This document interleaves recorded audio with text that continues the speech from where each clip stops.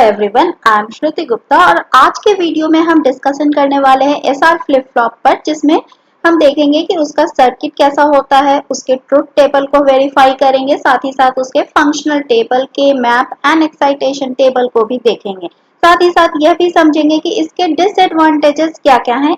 Last video में हमने flip flop के बारे में डिस्कशन किया था कि फ्लिप फ्लॉप का बेसिक कॉन्सेप्ट क्या है। तो हमने उसमें समझा था कि फ्लिप फ्लॉप एक तरह का डिजिटल डिवाइस है जिसमें हम सिंगल बिट स्टोर कर सकते हैं। साथ ही साथ यह भी देखा था कि फ्लिप फ्लॉप दो मोड में काम करता है, transparent mode and latch mode. तो अगर आपने लैच मोड नहीं समझा है तो आप पहले वह वीडियो चेक करिए, क्योंकि बिना लैच मोड को समझे या लैच को समझे एसआर फ्लिप फ्लॉप को या किसी भी फ्लिप फ्लॉप को समझना मुश्किल होता है। तो उसका लिंक मैं नीचे डिस्क्रिप्शन बॉक्स में दे दूंगी। आज देखते हैं सबसे पहला टाइप फ्लिप फ्लॉप का, that is SR flip flop, जिसमें दो इनपुट पिन होती हैं S and R, where S denotes for set and R denotes for reset. तो अगर हम अपने फ्लिप फ्लॉप में 1 स्टोर कराना चाहते हैं तो हम क्या करते हैं, सेट पिन को हाई करते हैं, और अगर वैल्यू को 0 स्टोर करना चाहते हैं फ्लिप फ्लॉप में तो हम उसको रीसेट करते हैं, यानी रीसेट की वैल्यू हाई करते हैं, R पिन की वैल्यू हाई करते हैं। तो सेट के थ्रू फ्लिप फ्लॉप में 1 स्टोर होता है और रीसेट के थ्रू फ्लिप फ्लॉप में 0 स्टोर होता है। तो इसको हम आगे प्रूव करेंगे सर्किट डायग्राम में और उसके ट्रुथ टेबल से। लेकिन इसका लॉजिक डायग्राम देखें तो दो इनपुट पिन है, सेट एंड रीसेट, और जैसा कि हम जानते हैं कि हर फ्लिप फ्लॉप में हमें दो आउटपुट मिलता है, output Q and Q complement. Q complement का मतलब है कि जो हमारा आउटपुट है उसका हमें यहाँ कॉम्प्लीमेंट मिलना चाहिए, यानी इन्वर्टेड आउटपुट मिलना चाहिए। अगर हमें इन्वर्टेड आउटपुट नहीं मिल रहा है, Q और Q कॉम्प्लीमेंट हमेशा इन्वर्टेड नहीं मिल रहा है, तो इसका मतलब है कि हमारा फ्लिप फ्लॉप सही ढंग से काम नहीं कर रहा है। साथ ही साथ इसको हम एक्टिव करते हैं क्लॉक पल्स पे। तो क्लॉक पल्स पॉजिटिव या नेगेटिव किसी पर भी हम इसको ट्रिगर कर सकते हैं। तो ये क्लॉक ट्रिगरिंग क्या होती है ये हम आगे डिस्कस करेंगे। अभी समझेंगे कि सेट और रीसेट पिन के थ्रू हमारा फ्लिप फ्लॉप कैसे बिहेव करता है। तो सेट 1 स्टोर कराता है जबकि रीसेट 0 स्टोर कराता है। तो दोनों पिन में से किसी एक की वैल्यू जब हम हाई करते हैं तो उसके अकॉर्डिंग ये फ्लिप फ्लॉप बिहेव करता है। इसका अगर हम सर्किट डायग्राम देखें तो ये हम NAND या NOR गेट किसी से भी रिप्रेजेंट कर सकते हैं। तो यहाँ मैंने NAND गेट से रिप्रेजेंट किया है इस सर्किट डायग्राम को।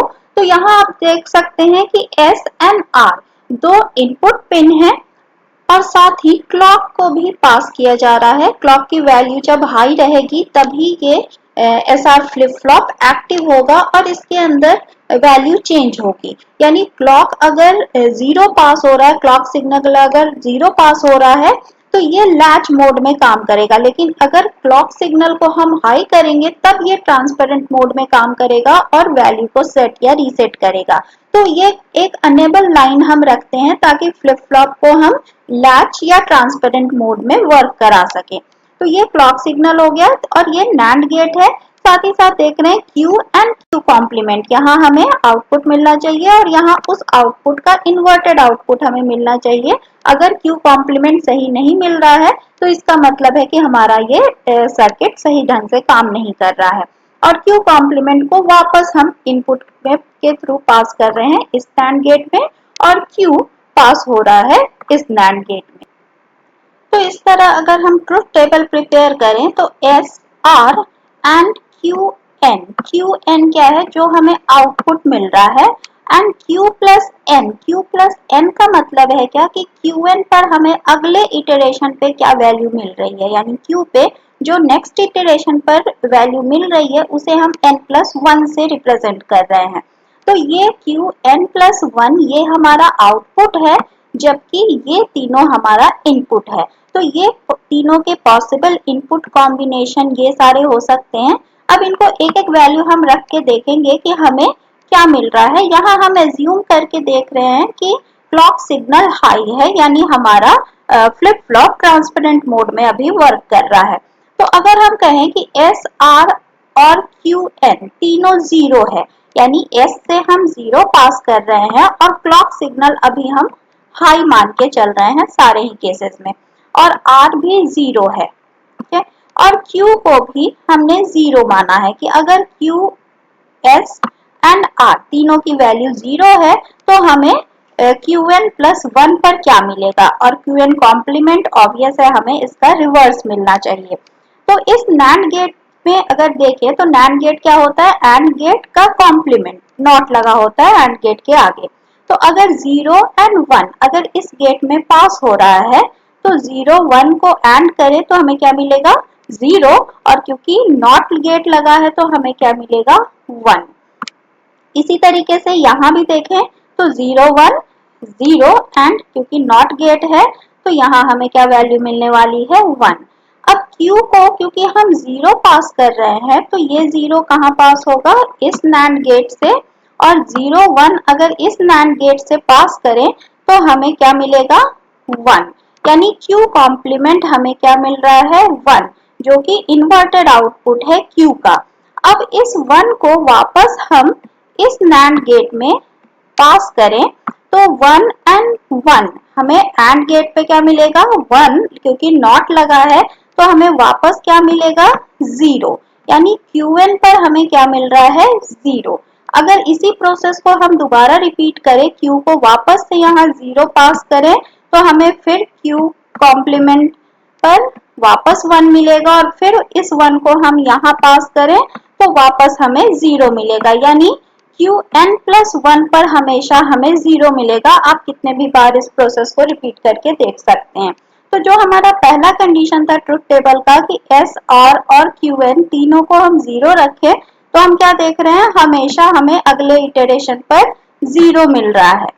नेक्स्ट केस में देखें अगर हम, तो यहाँ हमने Qn की वैल्यू चेंज की है, Qn की वैल्यू 1 हो गई है और SR 0 है, यानी S 0 R 0 and Q is 1। ठीक है, अब इस केस में क्लॉक हमारा 1 ही है, सारे केसेस में क्लॉक 1 है, और 0 और 1 ये क्या आएगा, ये आएगा 1, और 0 1 यहाँ भी आएगा 1। अब Q 1 है तो अगर 1 को हम यहाँ पास करें तो 1 1 का NAND करें तो हमें क्या मिलेगा, 0। यानी Q कॉम्प्लीमेंट हमारा रिवर्स मिला Q के। अब 0 यहाँ पास करें तो 1 0, एंड में पास करें तो 0, और वापस नॉट करें तो ये क्या मिलेगा, 1। यानी अगले इटरेशन पर फिर हमें 1 मिलेगा। फिर से 1 हम अगर यहाँ पास करें तो Q कॉम्प्लीमेंट पर हमें क्या मिलेगा, 0, और फिर से 0 पास करें तो फिर हमें अगले इटरेशन पर 1 मिलेगा। यानी जो वैल्यू उसमें है Qn पर वही वैल्यू हमें उस अगले इटरेशन में मिल रही है। लेकिन अगर हम रीसेट पिन को, R पिन को हाई करें, जैसे कि यहाँ हम देखें कि R को हम हाई करें और S 0 रहे, तब हमें क्या वैल्यू मिल रही है। तो यहाँ सेट पिन को हम 0 रखते हैं, क्लॉक हमारा 1 है, और R को हम 1 करके देखते हैं कि हमें क्या वैल्यू मिलती है Q पर। तो अभी Q की फिलहाल वैल्यू क्या है, 0।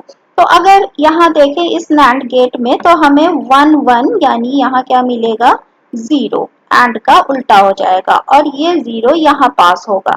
तो 0 0 अगर हम पास करेंगे NAND से तो हमें मिलने वाला है 1, और ये 1 यहाँ पास होगा, और S और क्लॉक क्योंकि 0 एंड 1 है तो यहाँ हमें 1 मिलेगा। अब यहाँ हम अगर 1 1 देखें तो यहाँ अगले इटरेशन पे हमें क्या मिलेगा, वापस 0। फिर से 0 पास करें तो यहाँ क्या मिलेगा, 1, और ये 1 पास होगा यहाँ तो वापस 0। यानी Qn प्लस 1 पर हमें क्या मिल रहा है, 0। लेकिन अगर R पिन की वैल्यू भी 1 है और Q भी 1 है तो क्या होगा, इसको हम चेक करते हैं। अब यहाँ S को हम 0 रख रहे हैं, क्लॉक 1 एंड R भी 1, Q पर अभी हम 1 मान रहे हैं, तो ये 1 1 यहाँ क्या आएगा, 0, और ये 1 यहाँ पास होगा तो 1 0 यहाँ क्या आएगा, 1, और इस 1 को हम यहाँ पास करेंगे और ये भी 1 आएगा। तो Q पर हमें अब क्या मिलने वाला है, 0, क्योंकि हम NAND गेट से वैल्यू पास कर रहे हैं। अब ये अगर 0 यहाँ पास हो तब भी इस NAND गेट पे हमें क्या मिलेगा, 1, और फिर से हम 1 पास करें तो Q पर हमें 0 मिलेगा। यानी ये हम देख रहे हैं कि अगर हम R पिन की वैल्यू हाई कर रहे हैं तो Q पर चाहे 0 स्टोर हो या 1 स्टोर हो, हमें अगले इटरेशन पे क्या मिल रहा है, 0। लेकिन अब अगर हम S पिन की वैल्यू को हाई करके देखें और Q पर अगर हमारा 0 स्टोर है तो हम देखते हैं क्या मिलेगा। अब S पिन को हम हाई कर रहे हैं, क्लॉक 1 है एंड R 0 है और Q पर अभी हम 0 मान के चल रहे हैं। तो यहाँ 1 0, यहाँ क्या आएगा 1 और ये 0 यहाँ पास हुआ तो 1 0, यहाँ क्या आएगा वापस 1 और ये 1 और ये हमारा S एंड क्लॉक मिलके क्या आ रहा है 0। तो यहाँ Q पर क्या मिलेगा हमें 1। अब फिर से 1 अगर हम यहाँ पास करें, अब यहाँ 0 की जगह 1 हो गया तो 1 1 Q कॉम्प्लीमेंट पर हमें क्या मिल रहा है 0, जो कि लास्ट इटरेशन Qn का इन्वर्ट इन्वर्स है, आउटपुट है। अब 0 0 वापस हम यहाँ पास करें तो फिर हमें क्या मिलेगा 1। यानी अब हमें Qn प्लस 1 पर क्या मिलने लगा है 1 और जो भी इन्वर्टेड आउटपुट है वो भी हमारा सही आ रहा है, ये वापस 0 आ रहा है।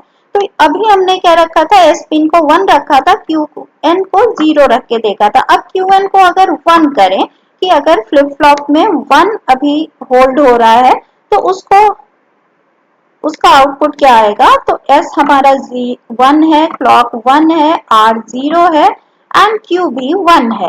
तो 1 0 यहाँ क्या आएगा 1 और Q की वैल्यू क्योंकि 1 है तो इस NAND गेट से 1 इनपुट होगा और Qn कॉम्प्लीमेंट हमारा 0 आएगा। तो ये 0 यहाँ पास हुआ और 1 1 यहाँ क्या आएगा 0। तो 0 को NAND गेट से पास करेंगे तो वापस हमें क्या मिलेगा 1 और फिर से 1 को हम पास करेंगे यहाँ तो क्या मिलेगा 0 और फिर से 0 को पास करेंगे तो हमें 1। यानी हर अगले इटरेशन पर हमें 1 मिलेगा। तो जो हमने बात की थी कि S पिन को, सेट पिन को अगर हम हाई करते हैं तो फ्लिप फ्लॉप में 1 स्टोर होने लगता है, 1 होल्ड होने लगता है और रीसेट पिन को हाई करते हैं तो Q पर हमें 0 मिलने लगता है। लेकिन इस SR फ्लिप फ्लॉप में एक प्रॉब्लम है कि ये कॉम्बिनेशन भी पॉसिबल हो सकता है, यानी जिसमें S और R दोनों की वैल्यू 1 हो। तो अगर दोनों की वैल्यू 1 हो तो ये देखते हैं कैसे बिहेव करता है। क्लॉक 1 है, R 1 है एंड Q भी 1 है। क्योंकि दोनों 1 है तो यहाँ हमें क्या मिलेगा 0 और यहाँ भी हमें मिलेगा 0। तो 1, ये 1 यहाँ आया 1 0, तो यहाँ हमें क्या मिलेगा 1। यानी Q कॉम्प्लीमेंट हमें नहीं मिल रहा है, हमें सेम वैल्यू मिल रही है। अब और एक दो बार इटरेट करके देखें तो Q कॉम्प्लीमेंट 1 है, 0 1 पास करें तो हमें क्या मिलेगा 1 मिलेगा और फिर से 1 पास करें तो यहाँ 1 मिलेगा। यानी अब हमारा फ्लिप फ्लॉप सही ढंग से काम नहीं कर रहा। हमने यही बात की थी कि Q कॉम्प्लीमेंट पर हमें हमेशा Q का इन्वर्ट मिलना चाहिए, लेकिन यहाँ देख रहे हैं हम कि सेम वैल्यू मिल रही है। यानी हमारा सिस्टम या हमारा सर्किट कंफ्यूज है कि उसे क्या करना है, क्योंकि हम सेट और रीसेट पिन दोनों को हाई कर रहे हैं तो वो समझ नहीं पा रहा है कि उसे कैसे बिहेव करना है।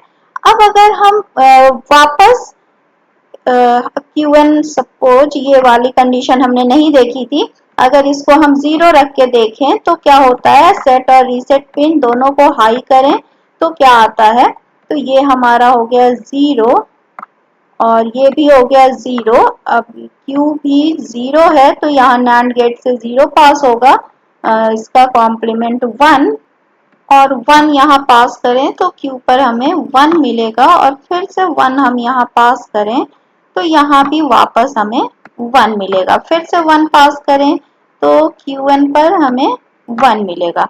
तो इस तरीके से देख रहे हैं कि हमारा SR फ्लिप फ्लॉप अगर दोनों पिन को हम हाई कर रहे हैं तो सही ढंग से रिस्पॉन्ड नहीं कर पा रहा है। तो अगर इस पूरे ट्रुथ टेबल को एनालाइज करें तो इससे हम एक फंक्शनल टेबल डिराइव कर सकते हैं जो ये बताता है कि ये सेट या रीसेट पिन को हाई करने पर क्या होता है। तो जैसे ये फंक्शनल टेबल हमने डिराइव किया है, हम पूरे ट्रुथ टेबल को एक्चुअली नहीं लिखते हैं, हम डायरेक्ट कई जगह फंक्शनल टेबल ही लिखा रहता है। ट्रुथ टेबल मैंने एक्सप्लेन करने के लिए आपको समझाया है।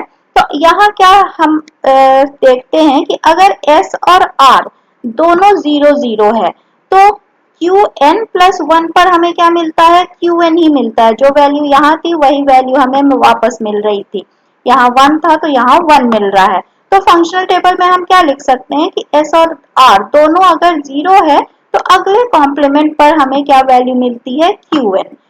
दूसरी कंडीशन है कि अगर हम R पिन को हाई करें, तो R पिन को हाई करें तो हमेशा हमारा आउटपुट क्या आता है, 0, चाहे Qn पर 0 हो या 1 हो। तो हम ये कह सकते हैं कि S पिन 0 है, R पिन 1 है, तो Qn प्लस 1 पर हमें क्या मिलेगा, 0।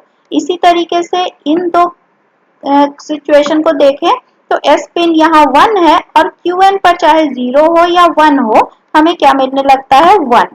तो यहाँ हम S पिन को अगर 1 करें, R को 0, तो हमें आउटपुट क्या मिलने लगता है, 1। तो ये हमारा इस ढंग से बिहेव करता है S और R पिन। डिसएडवांटेज क्या है कि अगर दोनों पिन को हम हाई करते हैं तो हमें इनवैलिड आउटपुट मिलने लगता है। तो इस फंक्शनल टेबल में हम दिखा सकते हैं कि ये इनवैलिड आउटपुट मिलता है हमें जब S और R को दोनों को हम हाई करते हैं। तो इसको सॉल्व करते हैं हम दूसरे फ्लिप फ्लॉप से, जेके फ्लिप फ्लॉप, वो हम आगे के वीडियोस में देखेंगे। अगर इसी फ्लिप फ्लॉप के बेस पर या इसी ट्रुथ टेबल के बेस पर अगर हम के मैप डिराइव करने की कोशिश करें तो हम इस तरह का कुछ के मैप बना सकते हैं। यहाँ Qn प्लस 1 क्या है, ये आउटपुट है और हम के मैप बना रहे हैं तो हमें देखना है कहाँ कहाँ हमें 1 मिल रहा है। इस सिचुएशन पर हमें 1 मिल रही है और यहाँ भी हमें 1 मिल रहा है, भले ही वो इनवैलिड आउटपुट हो।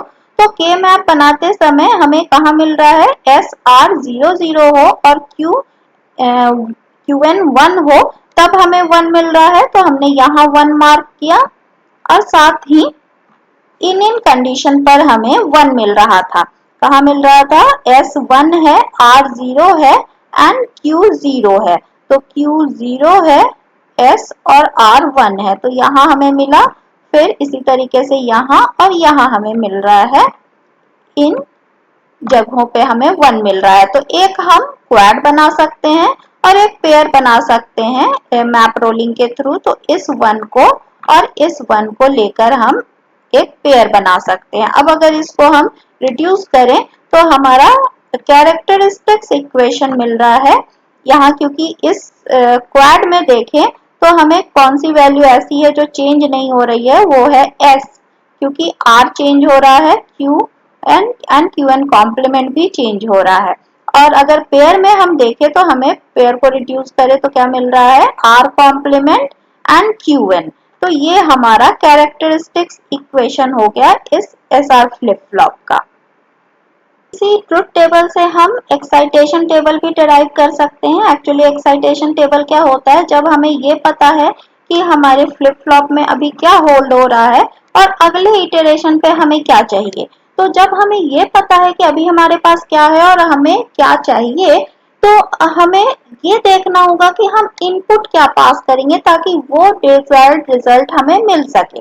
जैसे अगर Qn पर 1 है और Qn प्लस n प्लस 1 पर हमें वापस 0 चाहिए, तो हम क्या करेंगे, यहाँ अगर ट्रुथ टेबल में देखें तो s की वैल्यू 0 है और r की वैल्यू चाहे कुछ भी हो, r की वैल्यू चाहे 1 हो या 0 हो, तो हमें क्या मिल रहा है, q n प्लस 1 पर 0 मिल रहा है। जैसे देखें 0 0 कहाँ मिल रहा है, तो q 0 है, q n प्लस 1 पर हमें 0 मिल रहा है और 0 0 कहाँ है, यहाँ।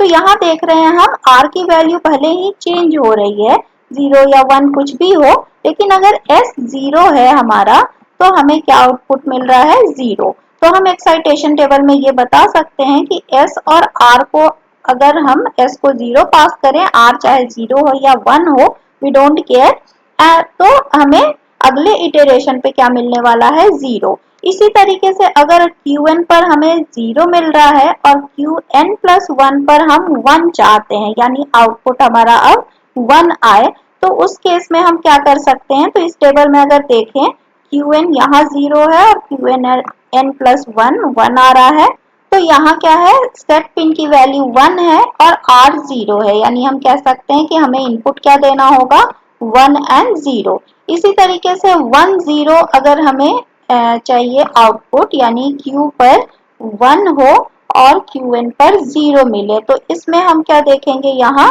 कि S की वैल्यू हमें क्या पास करनी होगी 0 और R पर हमें क्या चाहिए 1। तो ये हमें एक्साइटेशन टेबल हम इससे बना सकते हैं। और अगर दोनों पे 1 चाहिए तो हम क्या कर सकते हैं, दोनों पे 1 कहाँ कहाँ मिल रहा है, जब S और R दोनों 0 है यहाँ मिल रहा है और यहाँ हमें मिल रहा है जब S 1 है और R 0 है। तो यहाँ हम देख सकते हैं S की वैल्यू चेंज हो रही है इन दोनों कंडीशन में, लेकिन R की वैल्यू फिक्स है दैट इज 0। तो हम ये कह सकते हैं कि S की वैल्यू चाहे कुछ भी हो, लेकिन R अगर 0 है तो हमें क्या मिलेगा, यहाँ 1 मिलेगा। तो इस तरीके से हम एक्साइटेशन टेबल भी डिराइव कर सकते हैं इस ट्रुथ टेबल से, जब हमें पता होता है कि फ्लिप फ्लॉप में क्या वैल्यू स्टोर है और हमें क्या चाहिए। तो हम ये डिसाइड कर सकते हैं कि हम क्या इनपुट पास करें ताकि हमें वो आउटपुट मिले।